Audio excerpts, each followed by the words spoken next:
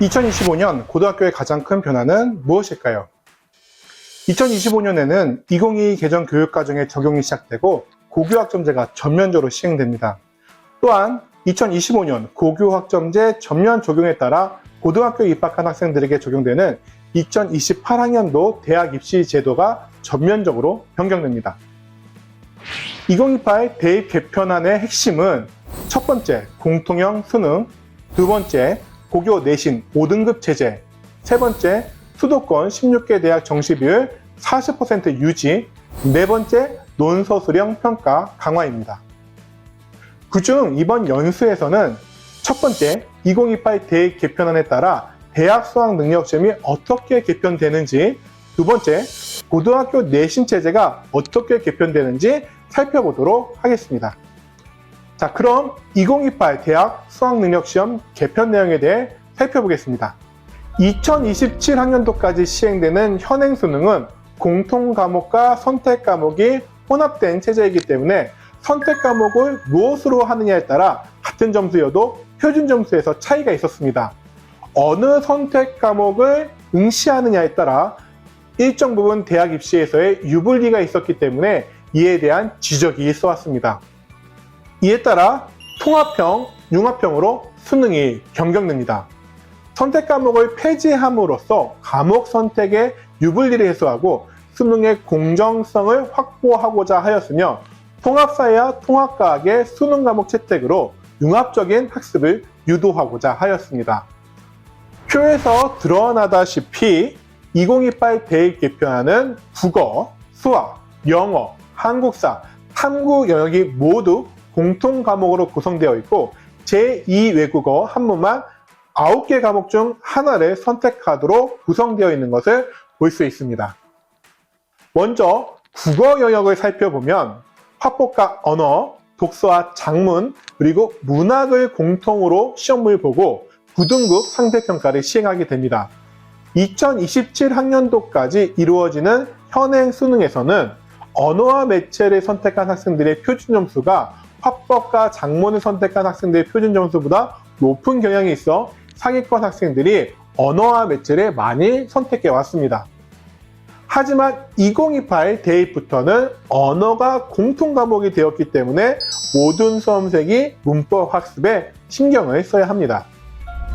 수학에서는 대수, 미적분, 확률과 통계를 공통 과목으로 9등급 상대평가로 성적을 산출하게 됩니다. 2028학년도 대학 수학능력시험에서는 대수는 2015 개정교육과정에서의 수학 1, 미적분 1은 2015 개정교육과정에서의 수학 2에 해당합니다. 2028학년도 개편안에 따라 문과진로 계열과 이과진로 계열 학생들이 모두 같은 과목으로 시험을 치르면서 선택 과목에 대한 유불리는 사라지겠지만 경쟁은 심화될 것으로 예상됩니다. 개편안의 최대 쟁점 중 하나였던 심화수학은 도입하지 않는 것으로 최종 결정되었습니다. 영어는 범위와 평가 방식이 지금과 똑같이 유지됩니다.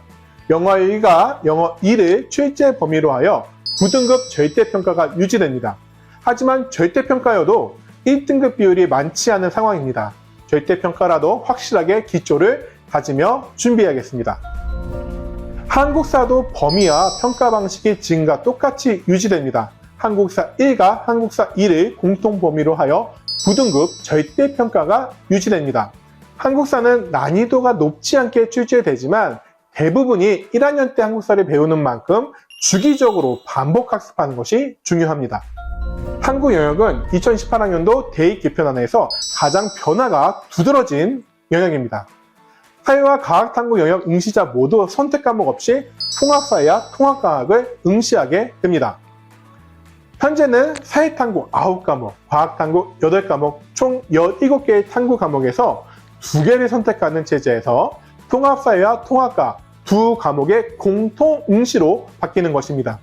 자, 그렇기 때문에 본인의 진로 계열과 상관없이 사회와 과학을 모두 준비해야 합니다. 자, 이를 통하여 학생들의 융합적인 사고력을 측정하고자 합니다. 직업탐구 영역도 변화가 있습니다. 성공적인 직업생활을 공통으로 하고 5개 과목 중 하나를 선택하여 2과목을 보던 체제에서 성공적인 직업생활을 하나만 공통으로 평가하게 됩니다. 자, 그럼 이제 통합사회와 통합과목의 예시 문항을 살펴보겠습니다. 먼저 통합사회입니다. 교육부는 예시 문항을 공개하며 인간, 사회, 국가, 지구 공동체 및 환경 문제를 통합적 관점에서 이해하고 사회적 변화에 능동적으로 대응하며 미래 사회에 필요한 기초 소양과 역량을 함양하고자 하는 교육과정 구현을 목표로 한다고 하였습니다.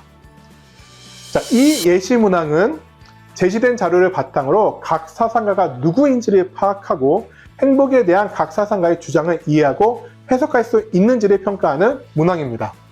이러한 문항을 해결하기 위해서는 사상가의 주요 개념과 주장을 정확히 이해하는 것이 중요하므로 사상가가 살았던 시대적 배경과 사상사적 맥락을 함께 살펴볼 필요가 있습니다.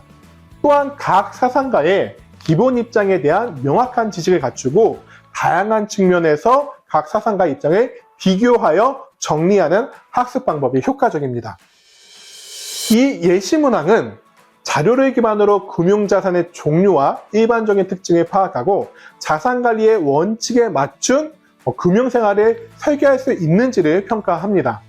제시된 자료를 바탕으로 금융자산의 일반적인 특징을 안정성, 수익성, 유동성과 같은 자산관리의 원칙과 연계하여 종합적으로 탐구하고 생애 주기를 고려한 금융생활을 자신의 미래와 연관지어 설계하는 데 적용할 수 있어야 합니다. 이러한 문항을 해결하기 위해서는 학습함 개념을 다양한 상황에 적용 분석하면서 개념에 대한 이해를 심화하고 경제적 의사결정에 미치는 요인을 탐구하고 학습해야 합니다. 통합과학의 예시 문항을 살펴보겠습니다. 통합과학은 과학 과목의 중요한 과학 지식 및 개념에 대한 이해, 적용은 유지하고 과학의 탐구 과정과 관련된 다양한 기능 요소들을 선택형 문항을 통한 평가에 적합하도록 일부 수정하였으며 의사소통을 새롭게 추가하였습니다. 그리고 각 행동 영역별로 예시 문항을 제시하여 행동 영역에 따른 문항의 특성을 이해할 수 있도록 하였습니다. 이 문항은 빅데이터를 활용한 연구에 특정 영역의 소재를 접목시켜 탐구한 결과를 그래프 등의 자료로 나타내고 해석할 수 있는지 평가하는 문항입니다. 학교에서 배운 지식을 과학기술과 관련된 실제 맥락에 적용 탐구하는 능력을 평가하는 문항이라고 볼 수 있습니다. 과학기술사에서 빅데이터를 사용하는 여러 사례 중 기온, 기압, 절대습도, 이슬점 등의 기상 데이터가 있으며 디지털 탐구 도구를 활용하여 실시간 기상 데이터를 측정하고 이를 다양한 형태로 변환하여 일상생활에 활용할 수 있음을 이해해야 합니다. 이 문항은 중력의 작용에 의해 낙하하는 자석의 속력이 증가함을 이해하고 자석의 역학적 에너지가 전기 에너지로 전환되는 과정에 대한 탐구 결과를 바탕으로 자료를 분석하고 결론을 도출할 수 있는지를 평가하는 문항입니다.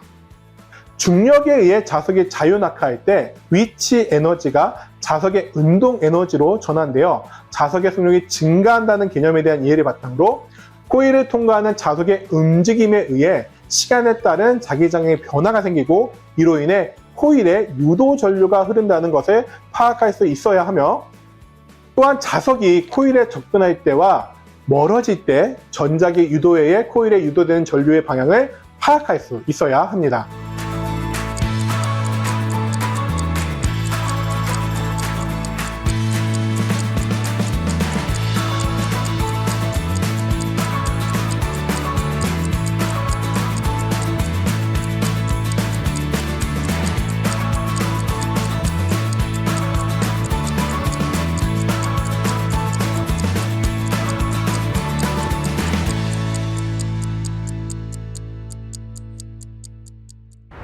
고등학교 내신체제는 2028학년도 대학 입시를 치른 학생, 즉 2025학년도 고등학교 입학생부터 바뀌게 됩니다.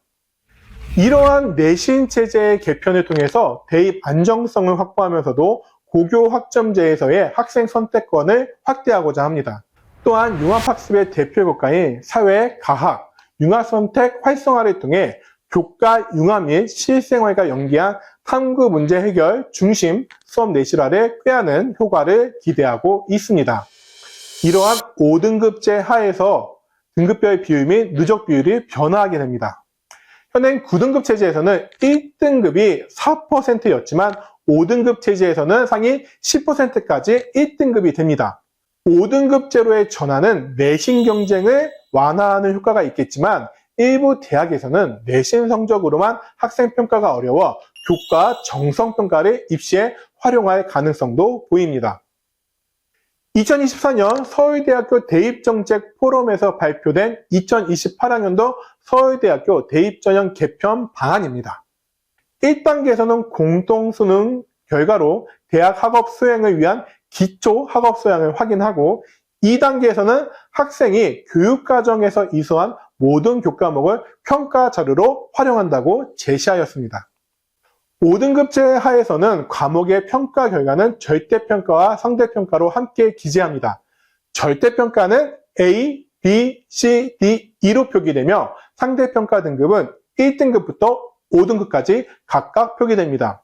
하지만 사회와 과학교과의 융합선택 과목은 상대평가 성차 등급을 미기재하는 것이 특징입니다. 또한 대학에 표준편차 정보를 제공하지 않습니다. 대학은 학생의 원점수, 과목평균, 표준편차를 기반으로 학생의 학업 역량을 측정해 왔습니다. 하지만 이제 표준편차가 제공되지 않기 때문에 과목평균과 원점수가 중요해질 것으로 보입니다.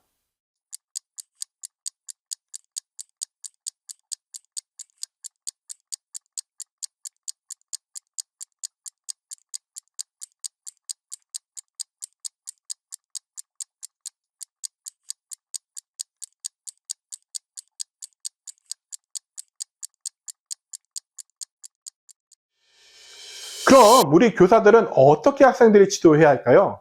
첫째, 통합형 수능에 대비하여 특정 과목에 집중하기보다는 전반적인 기초 개념과 원리를 다질 수 있도록 지도해야 합니다. 둘째, 내신이 5등급제로 변화하면서 입시에서 내신의 영향력은 다소 감소할 수 있습니다.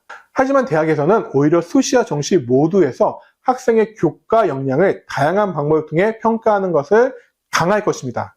그렇기 때문에 내신의 중요성은 변하지 않았다는 것을 학생에게 강조하여 지도하여야 합니다. 셋째, 수능과 내신 모두 통합형 평가로 전환됨에 따라 다양한 분야의 지식을 연계하여 사고하는 연습과 논리적 사고력 향상에 중점을 두고 지도해야 합니다. 이를 위해서 교육부는 교사의 평가 전문성 향상을 위하여 연수를 집중 실시하고 핵심 선도교원 3,000명을 양성하여 1인 1고교 전담 배치를 추진한다고 밝혔습니다. 또한 관련 연구대회와 연구의 활성화를 지원하고 국가시도평가관리센터를 중심으로 국가수준 평가기준 마련, 평가 관련 자료 보급 등 절대평가 내실화를 위해 노력하겠다고 밝혔습니다. 우리 교사들은 이에 따라 2028 대입 개편에 따른 수능과 내신 체제의 변화에 따른 학생 지도 전문성 확보를 위해 더욱 노력해야 할 것입니다.